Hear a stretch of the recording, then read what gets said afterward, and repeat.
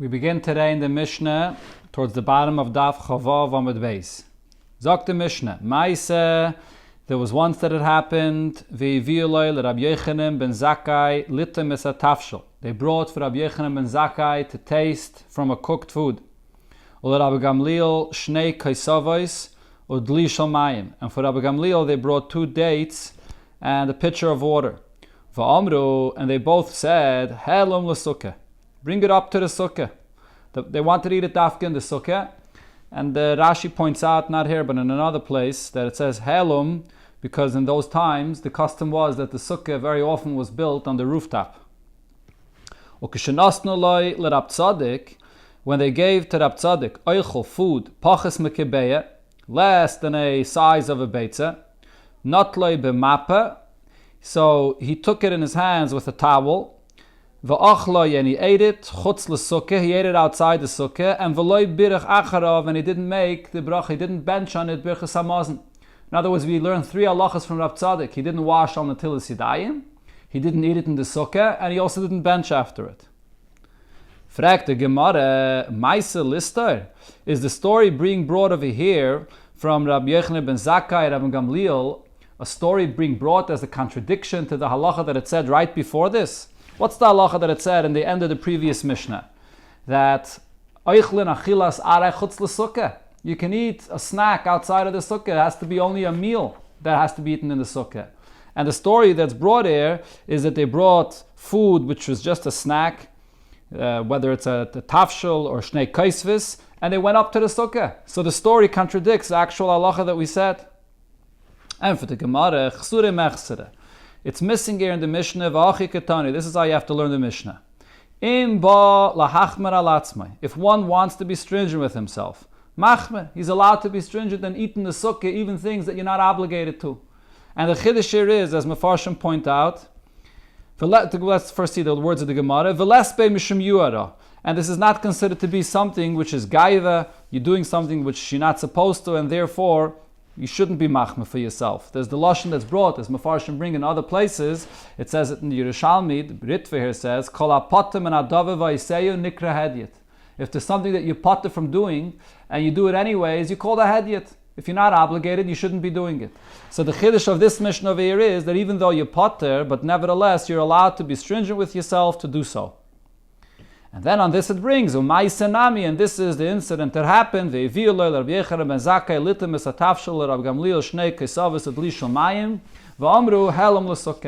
they said, let's take it up to the sukkah. They were machmir with themselves to eat in the sukkah even what they were not obligated.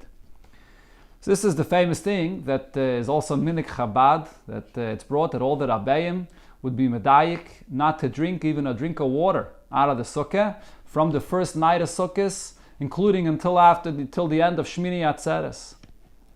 So this is the source that you could be machmer on this inyan. But when they gave to Rab Tzaddik oichel pachas mekebeitza, food less of the size of a beya, notloi b'mape v'ochle chutz l'sukkah. He took it in a napkin or in a towel, and he ate it outside the sukkah, v'loi birach acharav, and he didn't bench after this. Now the Gemara has another diak here. What does it say? What was the size of food that Rab Tzaddik held that you don't have to eat in the sukkah? It was less than a kebeitza. So ha kebeitza, but if it would be a size of a beitza, by sukkah, you would need to eat it inside the sukkah. In other words, that's enough of a meal that satisfies a person that has to be eaten in the sukkah. Leimet avitiyufte de Rav Yosef ve'Abaye. Let us say that this Mishnah refutes both what Rav Yosef said and what Abaye said. The Gemara before asked the question, what's achilas aray? So Rav Yosef says up till 2 and 3 beitzim still achilas aray. Abaye says even 1 beitza is achilas aray, because he gave the example of the talmidim that swallow food before they enter into the shiur, which is the size of a kebeitza. But here we see that only pachas mekebeitza, less than a kebeitza, is considered to be the snack or the achilas aray that Rab Tzaddik ate outside the sukkah. But a kebeitza, and definitely 2 or 3 beitzim, is enough that it requires a sukkah. So the Gemara answers, no, it's not a raya against them. Dilme, perhaps, pachis mekebeitza, this shiur of less than a kebeitza is not regarding the sukkah. It's that netila ubracha liboy. You don't have to wash your hands on the tilis yadayim for this, and you also don't have to bench for this. Right? As Rashi and Tosfos both explain over here. First of all, when it comes to the netila, so you only chayiv to wash if you're eating the amount that you chayiv to bench for this. So over here it's less than a kibetza, so you're not chayiv. So Rashi says, so therefore why did he take it into his hands with a towel? Because of nikiyas, just because of cleanliness. He didn't want to touch the bread with hands that he didn't wash before. Tosfos disagrees actually, and Tosfos says that it's not mitzat cleanliness, it's because he was a kohen. Rab Tzadik, Tosfos brings from a few Gemaras that Rab Tzadik was a kohen, so therefore the Chachamim were geizer that a person's hands should be like a sheni l'toma, so he didn't want to touch the bread, eating it without, so that's why he had a towel, not to have to touch the bread. Benigay to benching, so we had this machlokes a few times. There's a Gemara in Brachas and in other places, what the shiur you have to eat in order to be chayiv in benching, either it's a kibetza or a kezayis. So Rab Tzadik held, like the opinion of Rabbi Yehuda, that the shiur is a kibetza. So less than a kibetza, you don't have to wash. It's not v'savata, a person doesn't get satisfied. So that's benigay to the shiur of netila and bracha. Ha kibetza, but if it would have been the size of a kibetza, by netila bracha, then you would have to wash and you would have to bench for it. But not necessarily would you be chayiv in the sukkah. Maybe we could still say like Rav Yosef or Abaye that the shiur for a sukkah is more than a kibetza or more than 2 or 3 beitzim. So therefore, this shiur said over here is lav dafka megeh to sukkah. So it's not a question on their opinions. Zog Teilige Mishneh, Rabbi Eliezer Reime. Rabbi Eliezer says, Arba Esra Sudes, 14 Sudes, chayiv adam lechol b'sukkah. A person is obligated to eat in the sukkah. Achas b'yoyim, one he eats daytime, v'achas b'layla, and one at night. In other words, there are 7 days of sukkahs, and you have the set amount of days that you have to eat in the sukkah. And therefore, the set amount of meals you have to eat in the sukkah. Chachamim say, Ein l'dava kitzvah. There's no specific amount. Chutz mileila yontif rishon shel chag bilvad, besides the first night of yontif, that there's the amount that you have to eat in the sukkah, then it's an obligation to eat the suda in the sukkah. Zok the Gemara ve'oidam Rabbi Eliezer. Rabbi Eliezer said another point. Mi shalayachal leila yontif rishon, one that did not eat the first night of yontif in the sukkah, yashlim leila yontif achon shel chag. He can make it up by eating the last night, in other words, the night of Shmini Atzeres, and then he'll eat the Suda then to make up for what he did not eat the first night in the Sukkah. And that's even though Leila Yontav Achron Shmini Atzeres, he's not eating in the Sukkah. There's no obligation to eat in the Sukkah on the last night. And the Gemara will ask that question: how is he making up the Suda of the first night if he's not even eating in the Sukkah? The Chachamim say Ein L'Davet Tashlumin. You can't make up the night of the first night when you missed the eating in the Sukkah. This is one of the examples it says for this. A mistake or something you missed that cannot be corrected. And something that's lacking that cannot be counted, cannot be filled in. What's the source of Rabbi Eliezer's opinion that you have to have 14 sudas through the 7 days of Sukkot in the Sukkah? Teishvu ke'en taduru. The Torah says that you should sit in the Sukkah and eat there like the way you sit and live in your house. Ma dira achas b'yoyim v'achas b'layla. Just like when you live in your house, you eat one meal by day and one at night. Af sukkah achas b'yoyim v'achas b'layla. So too in the sukkah, the 2 meals every day, one day and one night, like in the sukkah. The Rabbanan say, they also can learn from Teishva Kein Taduru. But what they say is kedira. We compare it to the way a person lives in his house. Ma dire iboy yochol, iboy lo yochol. Just like when a person is in his house, if he wants, he eats. If he wants, he doesn't eat. Af sukkah nami, iboy yochol, iboy lo yochol. If he wants, he eats. And if he wants, he doesn't eat. So if he's going to eat, he has to eat in the sukkah. But if he's not going to eat, he doesn't have to have the meal every single day. In other words, they're really arguing about Teishva Kein Taduru. What is it coming to teach me? According to Rabbi Eliezer, Teishva Kein Taduru is just there to teach me the shiur of the mitzvah. What's the amount? How much? How much do I have to eat in the sukkah? According to the Rabbanan, which we paskin like the Rabbanan, it's not just coming to tell you a shiur of the mitzvah, it's coming to define the very mitzvah itself. That you live in the sukkah the same way you live in the house. Not stam a shiur of how many meals. And therefore, just like in your house, it's your choice in how you live and how much you eat. It's the same thing regarding the meals in the sukkah. Sagt the Gemara, but if that's the case, that if you have the choice if you want to eat or not, so the same should apply to the first night of Yontiv as well. It shouldn't be an obligation to eat, it should be your choice. No, there's a limit. We learn out as follows. The Torah here says the day of Sukkot, the first day of Sukkot, the first night of Sukkot is the 15th day of the month. And the Torah says Chamisha Asa regarding Chag HaMatzos, that's the 15th day of the month. Just like there by Pesach, the first night is a mitzvah to eat the kazayis of matzah. And mikan ve'elech rishus, and here going forward it's a rishus. It's just a if you want you eat, if you don't want you don't have to eat matzah. Afkan laila rishon chayva, here as well. The first night of Sukkot is a chayva to eat in the Sukkah, and mikan ve'elech rishus. And after this it's a rishus to eat whether if you have to eat in the Sukkah or not. V'hasa minalan, and regarding matzah, from where do we know that it's an obligation to eat in the Sukkah? In the regarding matzah, how do we know that it's an obligation to eat a kazayis of matzah? Or makra be'erev toichle matzahs, because there the Torah writes again the pasuk be'erev toichle matzahs hakasuv kavay chayva. The Torah establishes as an obligation that you must eat matzah in the Sukkah. Going back to the Mishnah, Rabbi Lazar said another point that you could be mashlim the suda that you did not eat from the first night. The rest of the first night, so the rest of Sukkot you can't be mashlim. The last night, Shmini Atzeres, you can be mashlim what you did not eat the first night. Frek the Gemara, but v'ha'omer Rabbi Lazar, Rabbi Eliezer that is, Rabbi Eliezer said, Arba sudis chayiv adam lechel b'sukkah. The 14 sudis you chayiv to eat in the sukkah, achas b'yoyim v'achas b'layla, one by day and one by night. In other words, you have an obligation to eat dafkin the sukkah these 7 days, to eat those 14 sudis. But after that, on Shmini Atzeres, you don't eat in the sukkah anymore. So the question is, if in the last night you don't eat in the Sukkah, in the 8th night, Shmini Atzeres, there's no Sukkah, so what does it mean you're being mashlim the mitzvah of eating in the Sukkah of the first night, the last night when you're not even in the Sukkah b'chlal? That's the question of the Gemara according to Rashi. Amar Bira, Amar Rabami, so Bira said in the name of Rabami, Chaza by Rabbi Eliezer. Rabbi Eliezer was chayzer from what he said, that there's the 14 suddahs that you have to eat in the Sukkah every single day. And he holds that there's only the mitzvah to eat in the Sukkah the first night, and that you could be mashlim the last night even when you're not eating in the Sukkah.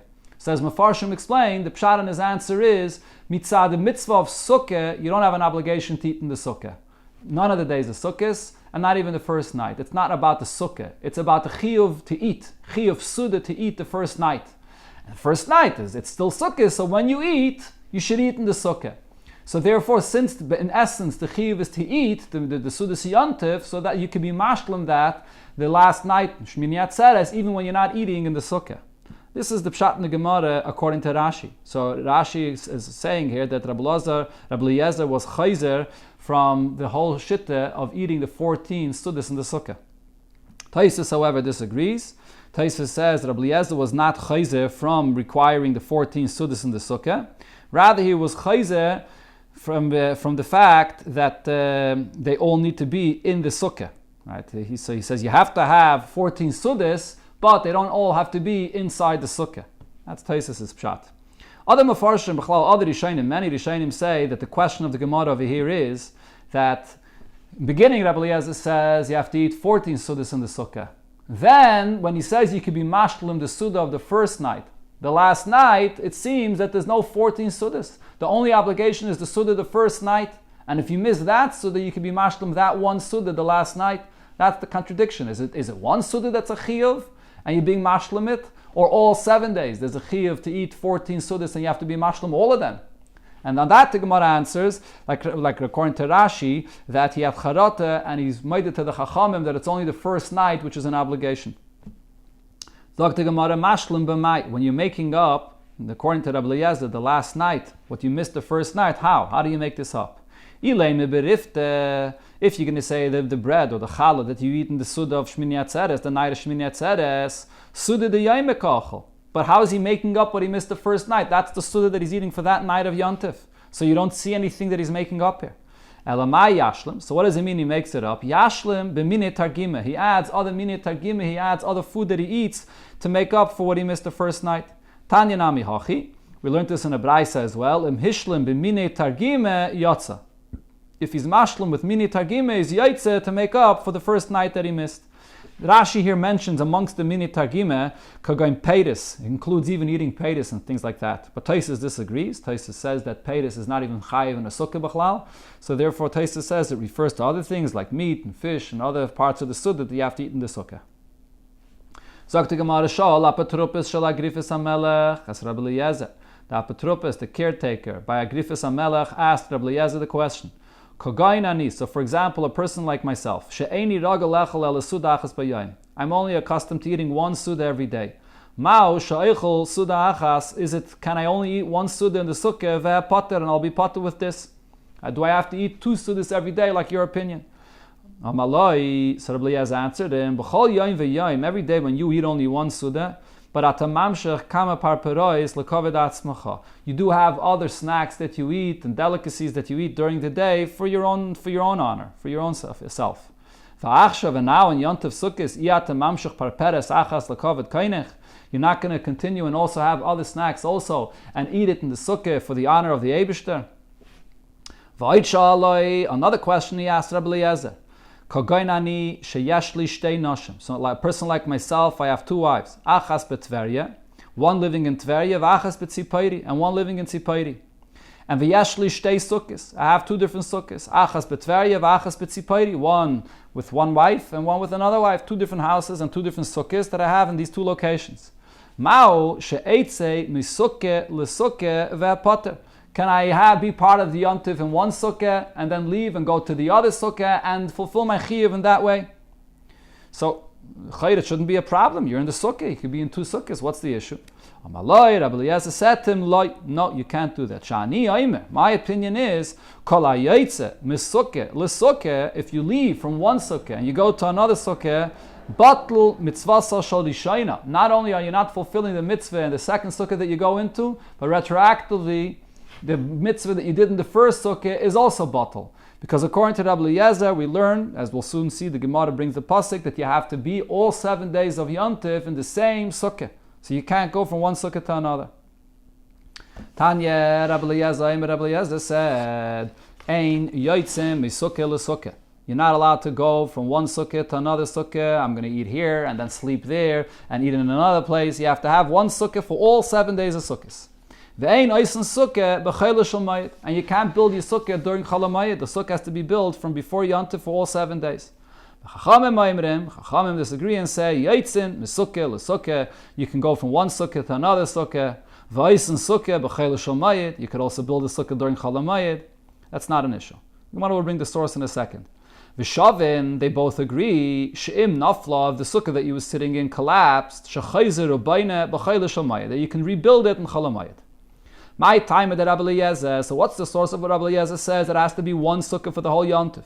Or makra, because the pasuk says, Chag asukis tasalach shivas yamim. You make the sukkah and you build it for the 7 days. Asay sukkah ru'uya l'shiva.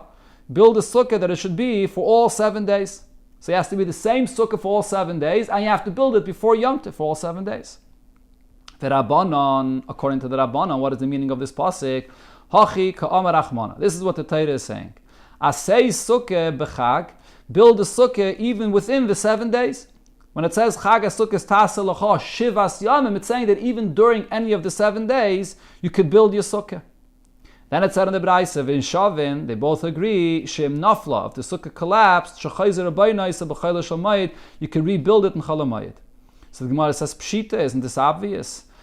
If it's the same sukkah, is rebuilding the sukkah, why shouldn't it be allowed to use the same sukkah, even according to Rabbi Eliezer? So the Gemara says, no, Mao, the Taime, Hai Achritihi. It's a different sukkah. Ve'ein al shiva. It's the sukkah, the first sukkah that was built is not a sukkah that lasted for 7 days. So it's not the same sukkah. And therefore, I would think that you're not yaitze when you rebuild a sukkah. Kamash Malan, that's the chiddush, that it is considered to be the same sukkah, and you can continue your mitzvah to complete the mitzvah in this sukkah for 7 days. Taisus here brings a girsa that some agairis, that the reason why it's the same sukkah, kiven the b'didei ka'avid, that since he's rebuilding the very same sukkah in the very same location, so therefore it's considered to be the same sukkah. Not everybody agrees to Tosfos, that you have to rebuild the very same sukkah in the very same place, but that's what the girsa that Tosfos brings here in the Gemara. Tanya, we learned in the Braise a machlokes regarding the mitzvah of sukkah. Rabbi Eliezer says, Kishem, just like she'ein adam yaitze yidei chayvase b'yomtiv rishayin shel chag b'lulav shel chaveira. You can't be yaitze the mitzvah of the dalad minim by using your friend's lulav and esrog. Because the pasuk says, that you have to have lachem, mishal lachem, has to be your dalad minim. Kach, so too, ein adam yaitzi de chavase b'sukkah shel chaveira. You can't be yaitzi the mitzvah of sukkah with your friend's sukkah. Chag sukkah is tasa lacha shivas yamim mishal lacha, has to be your sukkah. So you can't be yaitzi, you can't sit in someone else's sukkah. Chachamim say, Afa Pishamru. Even though it was said, Ein Adam Yaitzi de Chavase b'Yom Tov Rishon b'Lulav v'Shel Chaveira. You can't be yaitzi with someone else's lulav and esrog. Ava Yaitzi Adam de Chavasai b'Sukkasai Shel Chaveira. You could be yaitzi with your friend's sukkah. The Chsiv, because the pasuk says, Kol ha'ezrach b'Yisrael yeshvu b'Sukkais. All of the Yidden sit in a sukkah. Melamed shekol Yisrael ru'uyin leishev b'sukkah achas. So this pasuk teaches me that all Yidden could share and use the very same sukkah. How do all Yidden share the very same sukkah? So Rashi here says what this means is it can't be that all Yidden fit into the very same sukkah at the same time. Rather, all Yidden are using the very same sukkah, and one comes in after the other to go into the sukkah to have space in it. And when all Yidden are using the same sukkah, there's nobody that actually owns the sukkah. Because it's impossible that you should have a sukkah that all of Klal Yisrael should own a shava pruta in the value of the sukkah. So therefore, if all of the Klal Yisrael owns a sukkah and no one owns a shava pruta, so they're basically borrowing the sukkah from one another. And here we see that you can be yaitze in the mitzvah of sukkah this way. So therefore, Kol ha'ezrach teaches me that you're yaitze with a sukkah she'ula, even a sukkah that you borrow, that you're using someone else's sukkah. The Rabbanon, so now according to the Rabbanon, what are they dashing from this that it says that the sukkah should be your sukkah? So the answer is the Gemara, what they learn from there is, it comes to tell me that you're not yaitze with a stolen sukkah. By the she'ula, by a borrowed sukkah, for that we have the pasuk kol ha'ezrach that tells me that I am yaitze with someone else's sukkah. Rabbi Eliezer, according to Rabbi Eliezer, hi, kol ha'ezrach ma yavedle. What does he learn from kol ha'ezrach? Mibayale, what he learns from this is, legesh and his guy benetayim, a ger that became a ger during Chol Hamoed, the middle of Sukkot. So you would think that if he didn't have the first part of Sukkot, he doesn't have the whole mitzvah of the entire Sukkot. And the katan shen is gadol b'ntayim, a katan that became a gadol, became bar mitzvah in the middle of Sukkot. So the pasuk is teaching me that he's obligated in the mitzvah of Sukkah even in the middle. Rabbanon. How did the Rabbanon know this halacha? The answer is, since the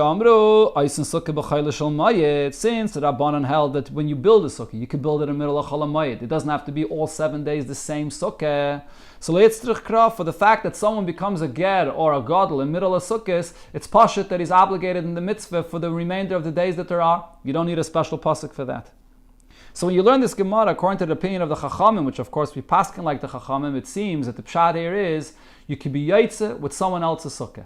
Kol ha'ezrach tells you that it does not have to be your sukkah. As long as it's not stolen, you're yaitze. But if you look in the Alter Rebbe Shulchan Aruch, the Rebbe is medayik there, that the Alter Rebbe clearly spells out that the Chachamim hold it does have to be your sukkah. Elamai, the chiddush here is that when you borrow a sukkah, it becomes shalcha mamish. Unlike by lulav and esrog, when you borrow it, it's not yours. Over there it says lachem, that it's not yours. Here the chiddush is, when you borrow it, it does become completely yours. And the Rebbe teaches the reason is because by the lulav and esrog, the idea that it has to be yours is just a condition, that it has to be yours. So there, if you borrow it, the fact is it's not yours. And therefore, we're memayit from lachem that you're not yaitze. Whereas here, when the Torah is megala through kol ha'ezrach, that even when you borrow, you're yaitze, since the whole fulfillment of the mitzvah is by living in it, so when the Torah says that you could live in someone else's sukkah and borrow a sukkah and be yaitze the mitzvah that way, so you're living in the sukkah. Living in the sukkah makes it your sukkah. What the Torah is saying is that when you borrow the sukkah for this purpose to live in it, the way you live in your house, Teishva Kain Taduru, so that itself becomes your sukkah. So the she'ula is shalcha mamish. That's the pshat in the drasha according to the Chachamim. Sagt the Gemara weiter, Tana Rabbana. We learned in the Braisa the following incident. Maise b'Rabbi Loi. There was a story with Rabbi Loi, Shaholach lahagbol Pnei Rabbi Eliezer Rabbi Belut. He went to greet his Rebbe Rabbi Eliezer in the city of Lut, Beregel, on Yontif. Amaloi, so Rabbi Eliezer said to him, Eloi, Eincha mishoivsei regel. Eloi, you are not keeping the Yontif the way it should be. Shahaya, Rabbi Eliezer said, I praise those lazy people that don't leave their house and go away from their family for Yontif. That the Yontif, the mitzvah of the Simcha and Yontif should be you and your wife and your family. Fragt the Gemara, Eini, is this true? But Rabbi Yitzchak said, from where do we know that a person is obligated to go and greet his Rebbe on a Yontif? Shenemar, because the pasuk says, "Madua teleches elo vayom." Why do you go to him today? To Elisha, I believe this is Lo Chodesh v'Lo Shabbos. It's not Rosh Chodesh. It's not Shabbos. So what do you see? Miklal de b'Chodesh v'Shabbos. If it's Rosh Chodesh and Shabbos, mechayiv v'nish lakbula aperabe. You're obligated. You should go to greet your Rebbe, and for sure, even a Yontiv as well, you should go and greet your Rebbe. So therefore, it's a mitzvah. So how could the Gemara say here that Rabbi Eliezer was disappointed with Rabbi Loi, that he came to him and he said you should stay home? There's a mitzvah to go and greet your Rebbe. So the Gemara says, Lo kash, it's not a contradiction. Ha, the azal v'asi b'yoyme. If you can go and come back on the same day, so then you can go and greet your Rebbe. Ha, the azal v'asi b'yoyme. But if you're going a far distance and you're completely away from your family for Yontiv, so then it's out of the tchum. There's no Eidav and you can't go back to your family. So then that's an issue of going to greet your Rebbe on Yontiv.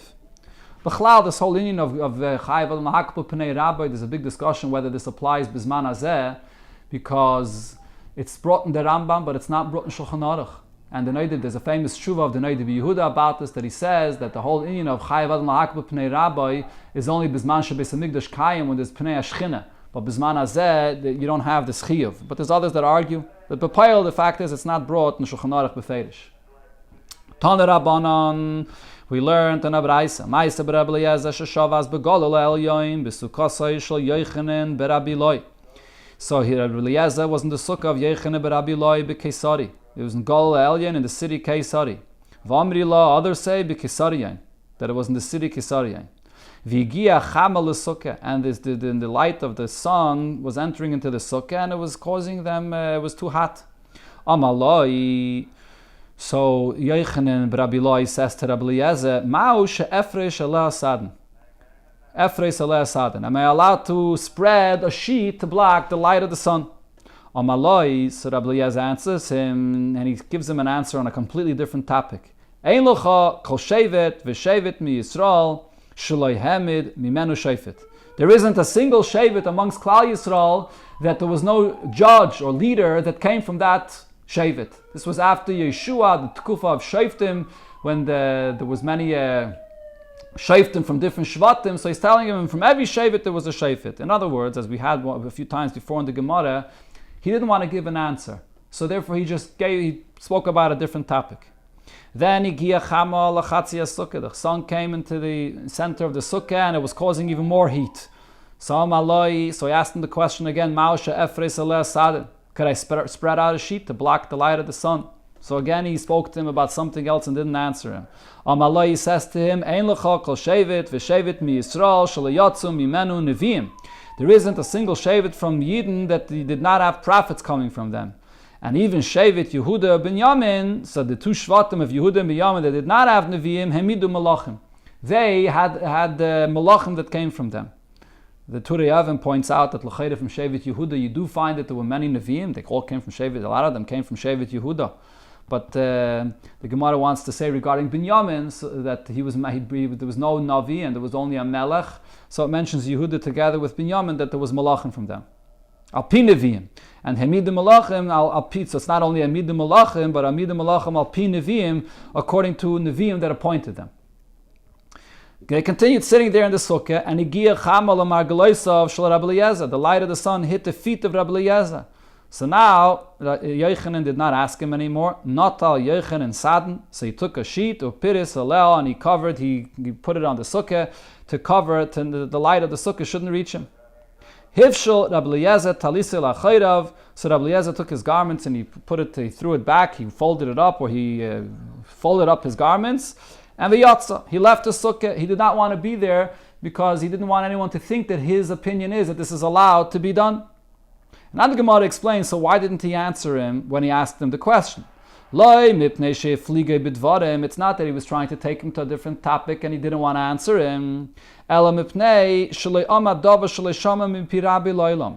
He couldn't answer him because he never said anything that he did not hear clearly from his teacher. So he knew what the halacha was. So he couldn't just say, I don't know, because it's not true. He knew what the halacha was, but at the same time, he didn't want to give him an answer because he never said something that he didn't hear from his Rebbe clearly. Frek the Gemara. Now the question is, Rabbi Eliezer left his sukkah. He went to a different sukkah. But heichi avid hachi, how did he do like this? But Rabbi Eliezer said, as we learned before, ein yotzim misukkah l'sukkah. You can't go and from one sukkah to another sukkah on sukkahs. You have to be in the same sukkah for the entire sukkahs.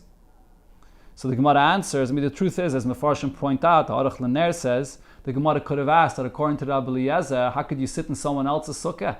You're not yaitze with a sukkah she'ula. But there is a svara that Taisus here says that for the b'nei bayis, if you're a person that's from part of the family, then you're yaitze with the sukkah that your father is building for you. So the same thing could apply also to a guest that's there for the entire yontif. Even Rabbi Eliezer's maida, that's not called sukkah shula. You're sort of part of the family. This is your sukkah. So he was there for the yontif. But the question is, how did he leave the sukkah to a different sukkah? So the Gemara answers, Regel achar avoy. It wasn't sukkahs. It was a different yontif. It was, let's say, shvuas, as Rashi here gives the example. And they were sitting outside in the sukkah, and it became hot, and he wanted to cover it to block the sun. Now the Gemara has another question. But va'amar Rabbi Eliezer mishabeach haniyas ha'atzlonin she'ein yotzim mibatein. Rabbi Eliezer said that he praises those people that are lazy, that don't leave their house for yontif. So how is he away from his family over here for this yontif that he was in Galil? So the Gemara answers, Shabbos avoy. It was Shabbos. It wasn't yontif, it was Shabbos. And they were sitting outside in the sukkah, not for yontif b'chlal, and he wanted to cover the sun. So the question really was not about sukkahs. It was a question really, are you allowed to cover the sun, to put up this sheet? Maybe you're creating a covering, which is an issur of creating an oil on Shabbos, putting up a roof and creating an oil on Shabbos. So what's really the basis of the question? It's something that you're doing only temporarily. Is that allowed or not? So now the Gemara asks him this, V'tifshitlei mididei. Why can't this be answered from what Rabbi Eliezer himself said, that you're not allowed to do this? The Tanan, we learned in the Mishnah, Masechta Shabbos, Pekak hachaloin, the shutters for a window. So they have these shutters that were hanging, that they would close the window with it. Rabbi Eliezer says, Bizman shekosha, if it's tied to the wall of the house, v'talui, and it's also hanging, it's not lying on the ground, then paikikimbai. You're allowed to add it and close the window with it. It's not considered that you're adding to the structure and creating an oil on Shabbos, because it's already attached to it and it's designated for this. So therefore, it's already like part of the structure. But vim lav, if it's not tied to the house, then ain't piking goodbye. Then you're not allowed to use this to add to close up the window, to add to the wall on Shabbos. The Chachamim say it doesn't matter. Benkach, whether it's tied to the house, whether it's not, doesn't make a difference. Paikikimbai, you're allowed to close up the window with this. So we see here clearly that Rabbi Eliezer said that this shutter that's hanging from the house and you're closing the window, it's not a problem. So we should say the same thing over here, that when you want to add this sheet to cover the light of the sun, it also shouldn't be a problem to add something temporarily to the sukkah. So the Gemara answers it's not the same thing. Hasam hu de mevatel. Over there, when you're closing up the window, it becomes part of the wall of the house. He closes it up, it becomes part of the wall, and he could leave it there for a very long time. Aval hacha delay mevatel, over here, when you put up this sheet, it's mamish there temporarily. You're going to take it off right after that. When they leave the sukkah or when the sun goes away, you're just putting it up temporarily to block the sun, but it doesn't become part of the wall of the house or part of the roof of the sukkah. So therefore, I would say maybe here that Isser doesn't apply. That was the suffix that he had, whether this was allowed or not. And the end was, Rabbi Eliezer actually left and he held that this was not allowed to be done on Shabbos.